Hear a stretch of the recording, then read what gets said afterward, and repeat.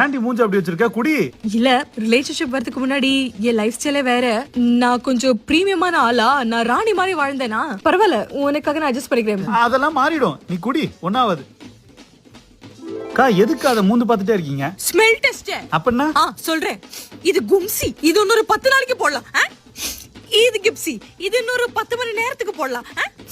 இது கப்சி, இது ஆல்ரெடி 10 நாளா துவைக்காம போட்டுட்டு இருக்குது. இந்த மாதிரி நம்ம பிரிச்சுட்டோம்னா சோப்பு தண்ணி எல்லாமே நல்லா லாபம் பார்க்கலாம்ல. எப்படி? பூஜா, உங்களுக்கு தான் ஆபீஸ் முடிஞ்சல, இன்னும் இங்க என்ன பண்றீங்க? அது வீட்டுக்கு போனதுக்கு அப்புறம் ஸ்பீக்கர், போன், லேப்டாப் எல்லாம் சார்ஜுக்கு போட்டா கொஞ்சம் கரண்ட் சார்ஜ் எக்ஸ்ட்ரா ஆகும்ல. அது ஆபீஸ்ல அப்படியே கரண்ட் ஒரு வீட்டு போலான்ட்டு. அது ஓகே. அந்த போன்ல அப்படி என்ன பண்றீங்க? அது வைஃபைல படம் டவுன்லோட் பண்ணிட்டு இருக்கேன். ஃபுல் ஃபேமிலி வீட்ல படம் பார்க்க வெயிட்டிங் யூசி. எனக்கு அந்த ஃபீலிங்ஸ் புரியுது பூஜா. ரிலேஷன்ஷிப் முன்னாடி நானும் ஒரு பிரீமியம் பர்சனா இருந்தேன். பயங்கர லாவிஷா செலவு பண்ணுவேன். நம்ம ரிலேஷன்ஷிப் கமிட்மெண்ட்ன்றதுனால நம்ம லைஃப் ஸ்டைல் இப்படி ஆயிப்போச்சு. முன்னாடிலாம் நான் ராஜா மாதிரி இருந்தேன்.